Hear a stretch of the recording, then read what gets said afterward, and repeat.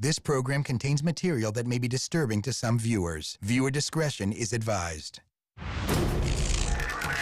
A deadly cobra strikes.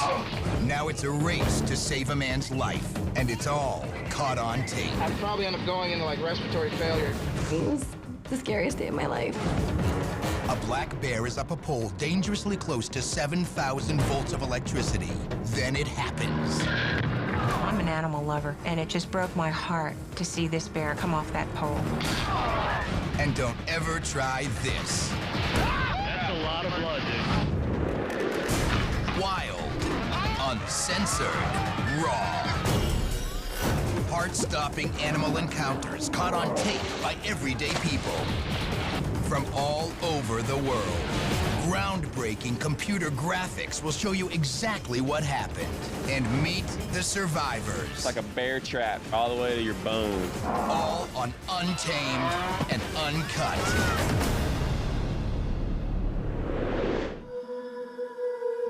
Monocled cobras are the deadliest snakes in the world. Found mainly in Asia, they get their name from the circle on the back of their head resembling a monocle. These cobras are lightning fast with a lethal venom. So toxic, it can take down an elephant with a single bite.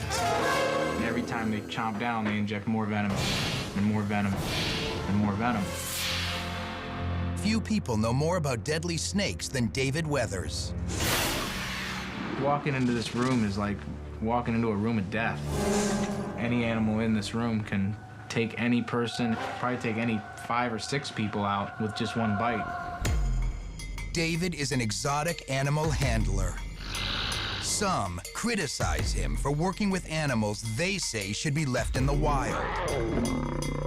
And David knows if he loses focus for even a split second, he could die. And that petrifies his girlfriend, Shauna Loxo. At any given time, something could happen, and they are deadly animals and could kill them in 2 seconds. It's like Russian roulette. I mean, how many times can you spin that barrel before one goes off? And on this night, the chamber is loaded with a monocled cobra.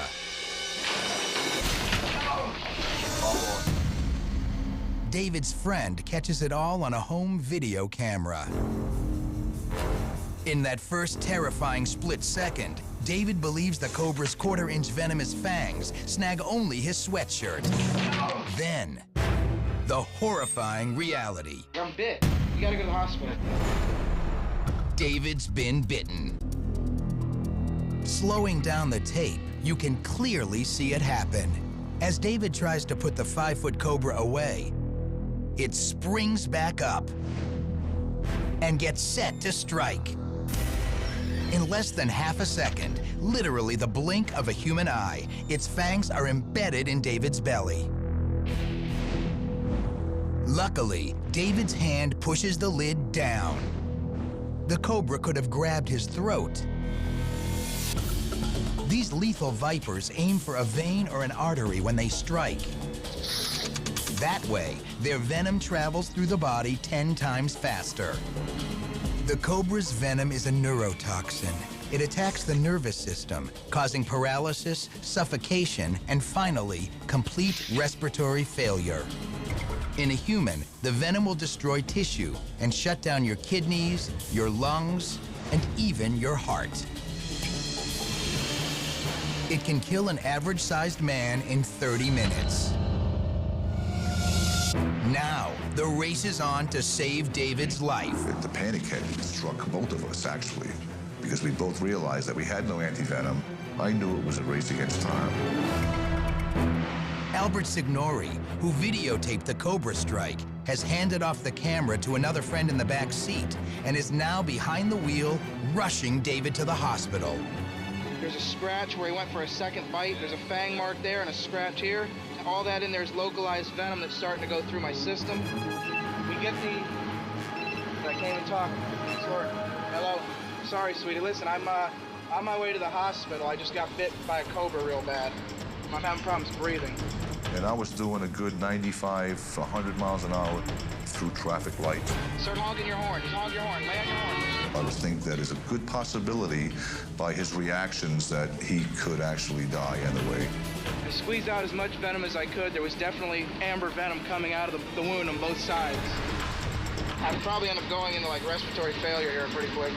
That's why I just put my foot to the metal and went as fast as I could to get there. 15 minutes after the bite, most people would be in shock or absolute panic.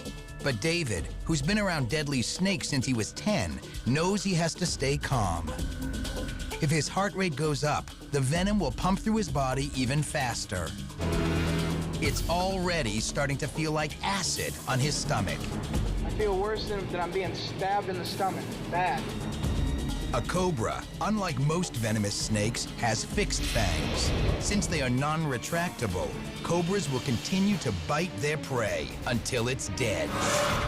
That's what this one tried to do to David.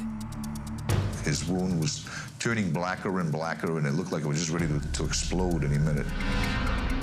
This has got to be one of the most painful bites that I've ever had. I think mainly where the bite is what's hurting so much, directly below my belly button. You see the discoloration in my stomach.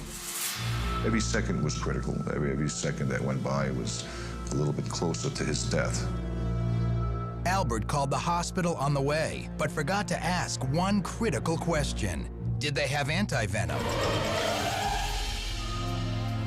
When he finally reaches the ER and rushes David inside, the horrifying answer. The hospital has no anti-venom. His health was in great danger. It's been almost a half an hour since the bite, and Dr. Tucker Green knows David is living on borrowed time.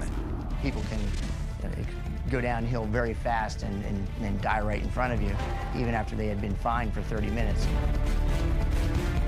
There's no alternative to anti-venom serum when it comes to a snake bite. Al Cruz, who heads up a special medical unit called Venom 1, has the anti-venom. But he's 2 hours away by chopper.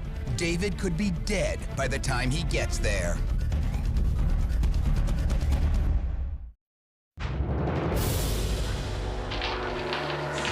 Exotic animal handler David Weathers has been bitten by a monocled cobra. I'm bit. We gotta go to the hospital. Without anti-venom, the bite could kill him in 30 minutes. Go, go, go. We gotta go. At that point, I was thinking that is a good possibility that he could actually die on the way there. His friend, Albert Signori, gets David to the hospital in time, but the anti-venom needed to save David's life is 2 hours away. Al Cruz of the medical unit Venom 1 is shocked when he finally arrives at the hospital. David was there laying in bed, telling me, "I feel fine." I said, "She'd just been hit by one of the deadliest cobras in the world. You're far from fine." David's immediately given 5 vials of the anti-venom. It's supposed to neutralize the cobra's venom and stop it from spreading throughout the body. But it's not working. His blood work was so dangerously high, his kidneys were ready to shut down on him. Despite the risk of an overdose, David's given 5 more vials. And finally, pulls out of it. I took the snake and I threw it back into the box, but kind of leaned backwards. And the skeletal structure of a snake doesn't bend backwards, it only bends forward. It kind of sprung back towards me. As I was closing the lid, it came right out of that box. I saw it coming out. I went to back away, and that day I wasn't fast enough. And it grabbed hold of my stomach, and I literally pulled the whole snake out of the box by my stomach. I knew how bad it was. When you can squeeze a wound and pull venom out of it, there's a lot in there because it travels so fast through your body, and I just said, we need to go to the hospital. Doctors at the hospital saved David's life, but the cobra's tissue-toxic venom has eaten a baseball-sized hole in his stomach. When I see myself in the mirror here, and I'm looking, I got a hole in my stomach. you look closely in it, you can see the lining of my intestinal tract and all that stuff. So now I was concerned that I'm walking around with this exposed hole in my stomach, and doctors had said it could take up to a year to heal. But David tries an experimental treatment called platelet-rich plasma, using David's own blood cells. The gaping hole in his stomach miraculously heals within 2 weeks. This is pretty much what I ended up with, is that little tiny scar, and it was a big hole. All emotional scars of the near-lethal bite are also gone. At least for David. I couldn't imagine it any other way but to be with him. Shauna only saw the Cobra bite on videotape, but she has seen David near death in the hospital, and that haunts her. It was just so scary. It was the scariest day of my life. Because the person I'm in love with was laying on a hospital bed, almost dying. Despite Shauna's fear, David's back. Staring death in the eye every day with a smile. Still, his critics say he should learn his lesson and leave wild animals in the wild. It's been driving me since I was 3 years old. I can't get it out of me. I mean, the excitement, I am a bit of an adrenaline junkie. If I never made $1 ever again doing it, I'd still be doing it.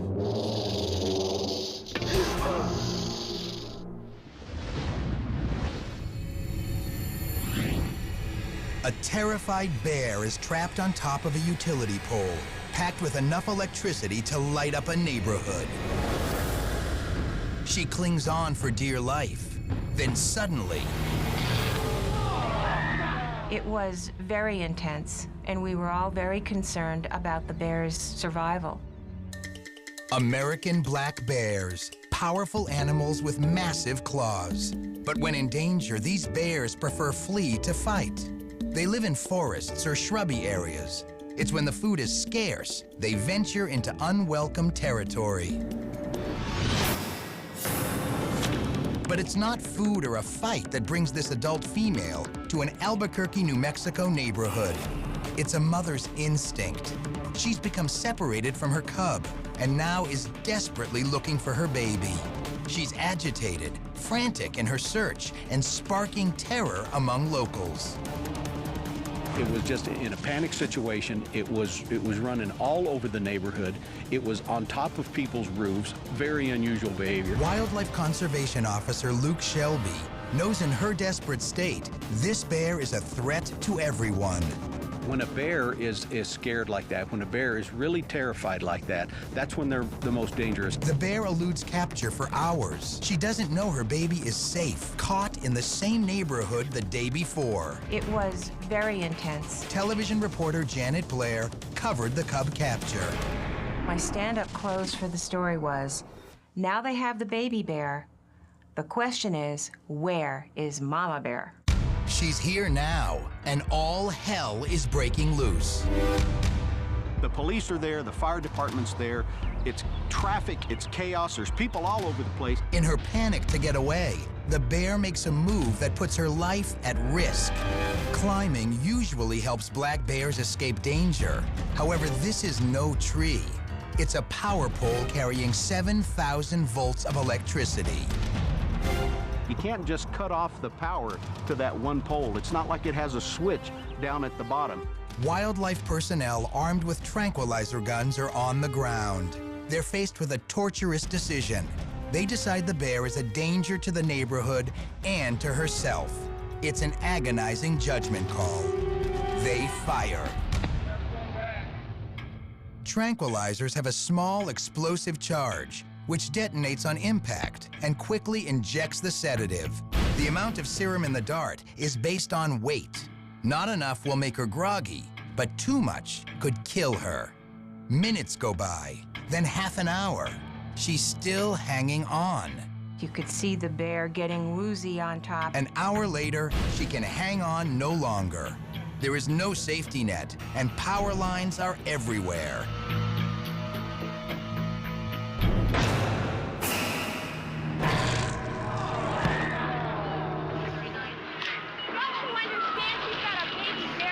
I honestly felt like we were going to see bear parts, spraying down off the pole. Former news reporter Janet Blair had covered the capture of the little cub and now watches in horror as the cub's mother plummets to the ground. I knew that the baby bear was going to be motherless. You know, I'm an animal lover, and it just broke my heart to see this bear come off that pole. In the 24 years I've been with the New Mexico Department of Game and Fish, I have never seen another incident like this. Wildlife officer Luke Shelby and others rush to the motionless body. What they discover shocks everyone. The mother is injured, but alive. Immediately, she's taken to the Rio Grande Zoo, where she's examined. Amazingly, she has no broken bones or internal injuries from the 30-foot free fall. As for why she survived, when her right leg touches the live wire, her fur acts as an insulator, deflecting most of the deadly current. Still, the charge is enough to jolt her off the pole.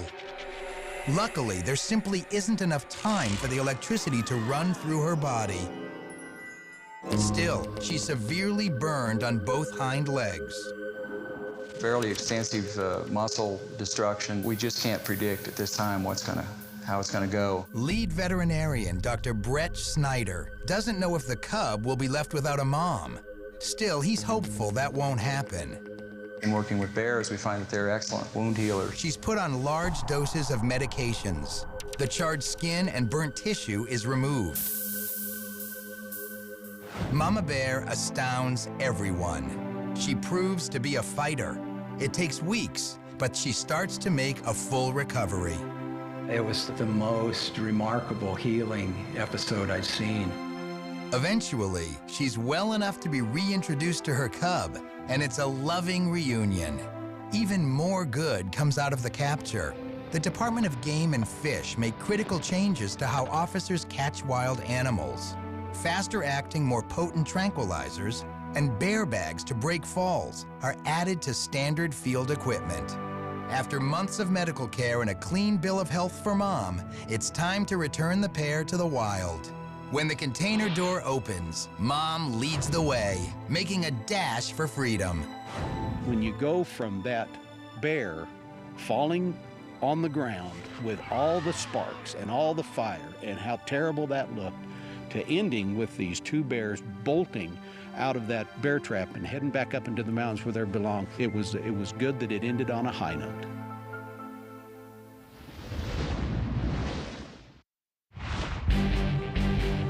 Rescuers in Norman, Oklahoma are at a loss.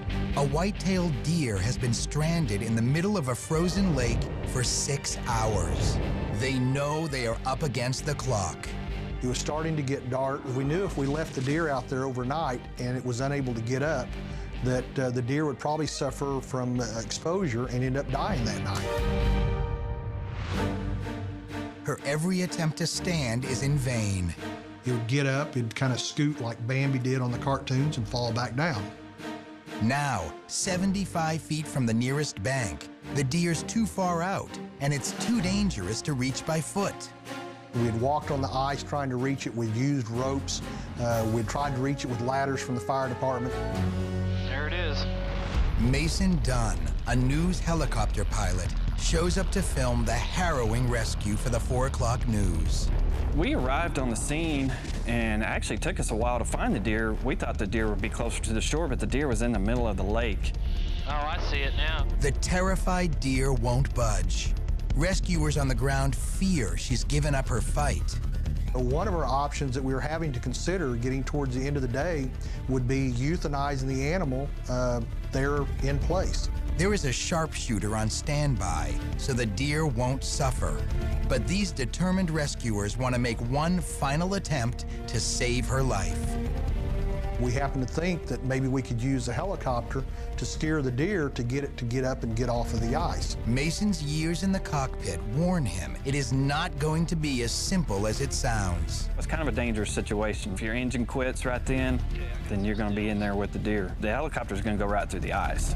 But it's a chance Mason and his photographer, Greg Ward, decide to take. Tell me which way they want it to go, and I can definitely scare it. As he gets closer, Dunn also notices a wound on the doe's back. I'm wondering if her back's broke. There's something wrong with their back. The deer let us get really close. That's why I thought it was her in the beginning. Well, I probably got within 10 feet before it tried to move. As the chopper moves in, you can see tufts of fur starting to blow, and the deer starts to panic. It attempts to stand up, but again falters. Its hooves could not get any traction on the ice. Unlike a dog's paw, which has 4 pads and claws, a deer's cloven hoof is split into 2 toes with large nails on the ends. Since deer walk on the tip of their toes, it's perfect for maneuvering on soft ground and mud.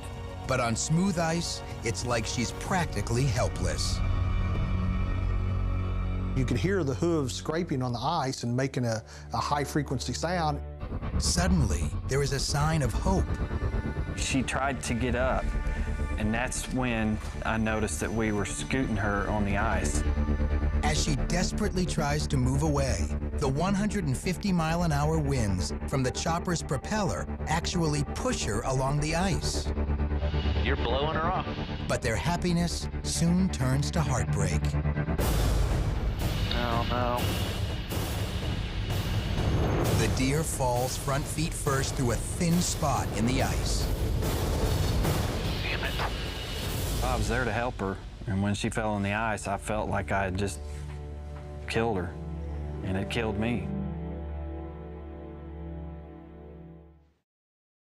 150-mile-an-hour winds from the chopper gently push the deer toward the shore. It looks like she's home free, until... When she fell through the water, I just thought that I'd made the situation worse. It was hard for me, you know, right there. And I backed the helicopter off.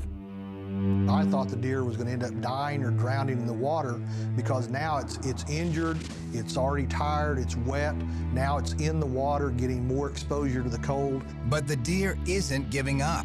She struggles and somehow keeps her head above water and then digs into the ice with the tips of her front hooves.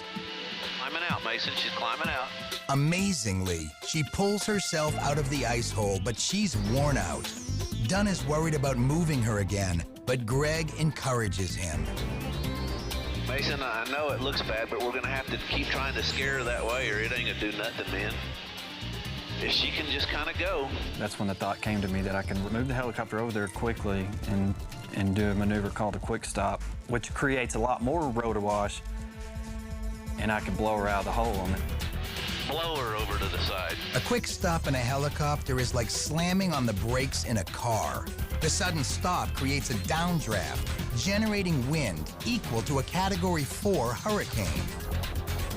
Incredibly, Mason's idea is working. I was so happy then, and we just tried to keep her moving, you know, because I knew if she slowed down again, we'd be right back in the same situation. So we just tried to keep her moving, and she helped us. You got it, Mason. Just hang with it. Every time she slowed down, she'd kick her legs, you know, and get herself moving again. Stay with it. You the man. Dunn is able to scoot the deer closer to the shore. She now has a fighting chance. Thanks for encouraging me, because I was starting to wonder. She's exhausted, but thanks to Mason, she's alive. We were able to get close enough to see the injuries. They were not life-threatening, and the deer was able to run off into the woods. Watching the doe run off was one of the happiest moments of Mason's life. I wasn't going to give up on her. I wasn't just going to back off and go, sorry. It needed help, and we were there to help it, and that's what we did. You got it, Mason. You the man.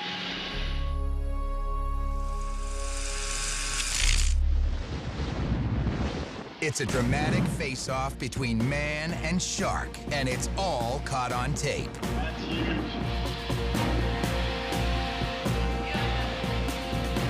This angry predator, known as a spinner shark, is provoked into defending himself. This slender, fast-swimming fish gets the name spinner for its ability to breach and rotate out of the water.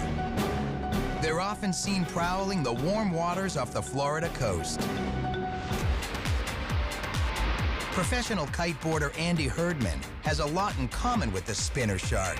a quest for speed and a proclivity for leaping and spinning. One weekend, Andy was out boarding when he noticed dark shadows of sharks looming beneath the surface. Instead of leaving Mother Nature alone, Andy decided to snag one of the creatures out of sheer curiosity. I wasn't intending to hurt the shark, just catch and release. With a foot-long mullet as bait, Andy has a spinner at the end of his pole in 10 seconds. But this shark is ready for a fight. He actually pulled us right to the shoreline. It's a 12-minute tug-of-war between 160-pound Andy and the 125-pound shark. When I pulled him out, he's just a big muscle. This thing is so strong. When I had him on the tail, he was really moving me around. Finally, Andy's friend Greg Coolwind drags the exhausted shark onto the beach. And Andy cuts the line with his teeth. Now out of the water, the shark will suffocate in a matter of minutes. He's in great distress. Andy knows he's had enough, but his beach buddies want to dislodge the hook from the shark's mouth before they send him back to the water. Hey, do you have pliers, Andy? We could get that out. Stick your head in there. Watch what happens when one of them gets too close. The shark lunged, and it actually got his finger. He was bleeding, and that should have been a warning for us. Instead, Andy gets on top of the shark, while Greg tries to remove the hook, but the shark is unforgiving. And sinks his razor-sharp teeth into Greg's hand. That's about 40,000 pounds of force per square inch. It's like a bear trap feeling of the steady, direct pressure all the way to your bone. Greg stayed steady and calm and actually used his other hand to try to pry the shark's jaw open. I didn't want to encourage any more biting or thrashing, so I just tried to be real slow. The crowd holds its collective breath as Greg eases his left hand across the shark's lower jaw, pries it open, and frees his mangled hand. It does not look good. That's a lot of blood, dude. The bite leaves Greg with 8 deep puncture wounds. Unlike the jagged teeth of a great white shark that are lined up in rows and will rip you to pieces like a meat grinder, the teeth in both the upper and lower jaws of a spinner shark are very fine and pointed. They're designed to grasp and catch small bait fish and swallow them whole. The spinner has no serration in its teeth, so luckily for Greg, it's incapable of sawing through or tearing off a human hand. There's only been about 14 documented bites on people by spinner sharks since 1944. The spinner is also armed with multiple back teeth, but marine biologist Brent Winner says they don't pose a threat to humans either. They're simply replacements. As the shark grows, they actually shed their teeth, and as that tooth falls out, the next tooth will gradually rotate into place. The spinner is sent back to the water with the hook still lodged in his mouth. But the hook will rust away in a matter of weeks with no harm to the shark. Greg was lucky that day. His injuries were minor. He didn't even go to the hospital. And within a matter of hours, he ventured back out into shark territory. But this time, the two Floridian thrill seekers leave Mother Nature alone. I guess I learned more about the physics of a shark in and out of the water. The jaw, the way it moves, and the way the head is contorted is really magnificent and should be respected.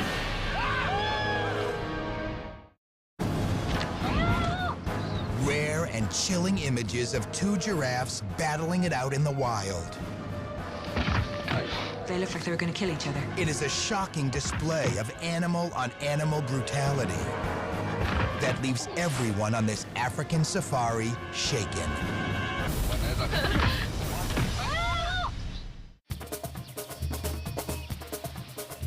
Kathy and Richard Auckland were celebrating their wedding anniversary with a high-end safari in Tanzania, Africa.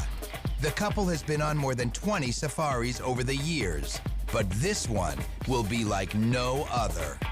They said, do you want to go off in the safari vehicle? And we said, yeah, that will be great.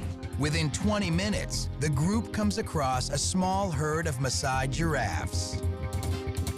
You see giraffes all the time on safari. In fact, we probably weren't even going to bother videoing them at the start. As the Jeep rolls along, the group runs into more giraffes. But this time, the seasoned guide behind the wheel shuts off the engine. He knows giraffes standing hip to hip means they're sizing each other up for a fight. The driver was anticipating something. He stopped and he got on his walkie-talkie to alert another driver in the region to come and have a look at this. And he told us just to wait. And just 30 seconds later...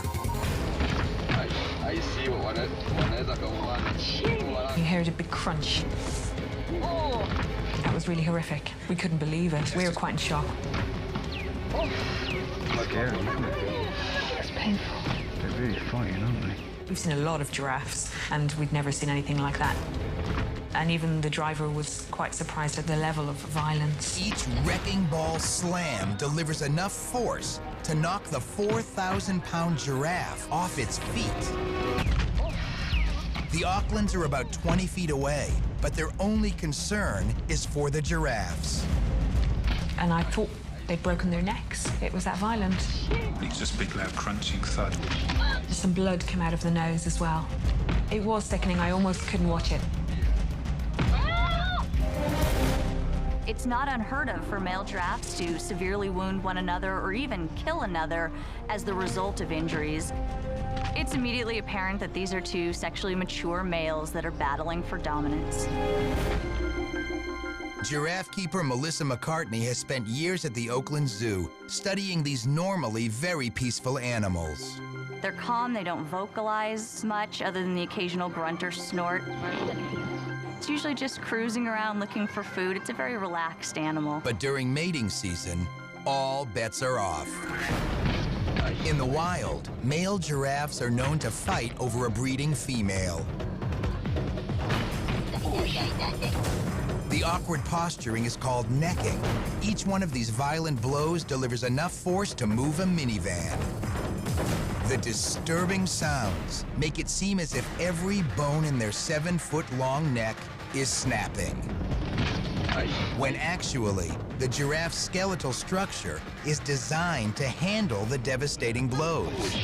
They're sturdy, they're thick, and their neck has a lot of muscle to allow them to support their large heads, which in a male can continue growing their entire life, sometimes reaching up to 40 pounds. Just like a human's neck, a giraffe has 7 vertebrae. But whereas human vertebrae measure 1.5 inches in length, each giraffe bone is 12 inches in length and very thick. So while their necks are not really at risk in these battles, their internal organs are, because they use ossicones on top of their heads as battering rams. In a necking battle, your ossicones are going to give you a little bit bigger advantage. The larger and heavier your horns, the more weight to your swing. And what they're aiming for is not the neck. It's the soft underbelly. One perfectly placed blow by an ossicone to an internal organ can have deadly consequences. We thought one of them's just going to knock the other down. It's going to be left there, very badly damaged, and perhaps some hyenas or some lions might come along and do some scavenging. The Aucklands were bracing for a bloody end, but they were relieved when one of the exhausted giraffes, the slightly smaller one, finally backs down. Because giraffes are so peaceful, if one backs out, the battle is over. The giraffes can go back to eating. They may even feed from the same tree immediately afterwards in the same space. Surprisingly, what felt like an hour had only lasted 4 minutes. They just turned round and all of a sudden just seemed light on their feet and just walked away. It's quite a peaceful ending. Yeah, we're very lucky.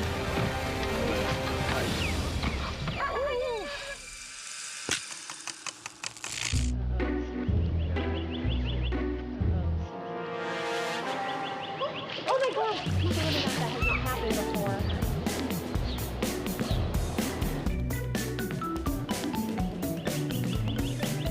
Oh my God! I can't believe that has not happened before. A cat is stuck 9 stories up in the air. She's been up there without food or water for 7 days. And her terrified owner doesn't know how much longer Piper can hold on. Piper, you're gonna fall. Don't do that, And then it happens.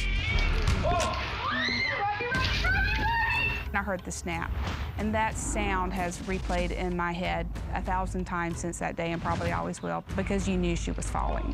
And when I saw her hit, my heart stopped. The Colvin family adopted Piper from a South Carolina animal shelter when she was just a year old. She seemed just kind of lost and sad, and we wanted to bring her home. In the beginning, the distrusting feline kept mostly to herself. She did have a tendency to bolt for the door. She never ventured far. We could get her back in probably within a few hours. But one Sunday, Piper didn't return home, and after an exhaustive search, the Colvins found out why. My oldest daughter said, "Mom, I think she's in the tree." And I'm looking at all the small trees in our neighbor's yard, and she said, "No, Mom, I mean that tree." And she was in a 90-foot pine tree, almost to the very top. And it was amazing. The Colvins believe Piper got spooked by their neighbor's barking dog and raced up the tree. But Kat's claws are made to climb up. Now she's afraid to come back down. I spent hours searching ways on the internet to get animals out of trees. The food bowls, the talking, the coaxing. Nothing happened. My dad would sit and he'd just look like, I can't believe she's up there, I'm scared. For 7 agonizing days, Scotty and her family watched and waited. Piper doesn't make a move. She was holding on so tight, the pine sap from the trees was on her paws, and she would try to clean herself, and she had pine sap in her eyes and things. With no way to get her food or water, the Colvins fear the worst. By watching her with binoculars, we could tell she was starting to really become distressed, and her grip was weakening as the days passed. And I'm feeling there like praying. I want this cat to come down. I don't want her to fall out during the night. I want her to be down. I don't want her to be hurt. On day 8, a local TV news crew hears about the Colvins' desperate fight to save Piper and convinces a tree trimmer to help rescue her. But the plan backfires. As soon as he started to reach for her, she backed to the edge of the limb. As Scotty pleads with the cat not to move, Piper, you're gonna fall. Don't do that, darling. Piper takes one last devastating step. When I was watching her fall, I was sure that she wasn't going to make it. That is a painful thing to admit. I had a very almost nauseating feel because I thought, is this going to be the end? Cats have what's called a righting reflex, a group of tiny fine hairs inside the ear telling them they are upside down. When that internal alarm goes off, a cat immediately flips its head right side up. Their shoulders follow, and because their spine is so flexible, the rest of the body whips in line. Once that happens, they spread out like a flying squirrel. That parachute effect slows them down, cutting their fall speed in half to about 60 miles an hour. A human falling from 9 stories would splat at 120 miles an hour and most surely die. Piper is falling perfectly, but then, right there, she clips a branch. The impact flips her 180 degrees onto her back. She now has less than a second to right herself all over again, but that's not enough time to rotate her hind legs. She slams to the ground on her front paws and then darts before anyone can get a hold of her. What are you guys feeling at this point? I am scared to death, but at least she's down and she's running, so I know she's alive. Scotty and her husband Rodney eventually found Piper hiding underneath a car in their neighborhood. She's alive, but they have no idea if she's badly injured. They rush her to their vet. They were afraid that Piper had sustained, massive or life-threatening injuries. Dr. Jerry Dorsum examined Piper soon after her frightening fall. She was doing great. She was very little dehydrated. She was alert. She had no symptoms of fractures or internal injuries. Cats that go without water for that length of time do become dehydrated. But thankfully, Piper was a young cat, and she was in great health before she fell, and I think she's a very lucky kitty cat. That's my girl. She was very scared. She was shaking and scared and petrified. Lucky indeed. After a bath, some food, and some water, Piper was as good as new. Maybe even better.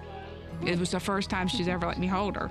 Before then, she had never let me hold her. She laid in my lap and she let me hold her, and I heard her purr, and that was good. Hearing her purr was wonderful. I was mom now.